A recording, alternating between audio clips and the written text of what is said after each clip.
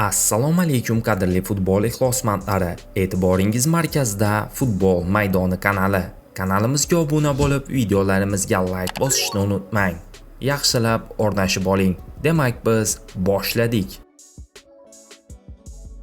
O'zbekistonlik futbol ishqibozlari Eldor Shomurodov va Abbosbek Fayzullayev tufayli bu mavsum Turkiya Superligasi bahslarini alohida e'tibor va qiziqish bilan kuzatib bormoqda.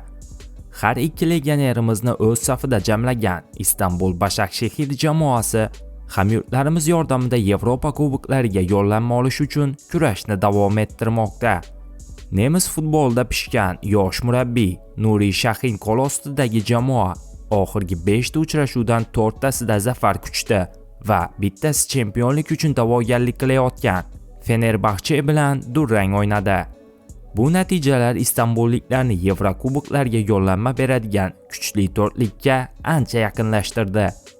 Eng muhimi esa Romadan Başakşehirga ko'chib o'tgan Eldor Shomurodov Superliga uchun haqiqiy kashfiyot va sensatsiya bo'ldi. 30 yoshli legionerimiz 17 turdan iborat bo'lgan birinchi davrani 12 ta gol bilan chempionat to'purar maqomida yakunladi. Ikkinchi davraning birinchi o'yinida ham Eldor Fotuh Qarayumruq darvozasini bir bor ishg'ol qilib, gollari sonini 13 taga yetkazgan holda peshqadamlik mavqeini mustahkamladi. Biroq chempionat oltin butsasini qo'lga kiritish Shomurodovga oson bo'lmaydigan ko'rinadi.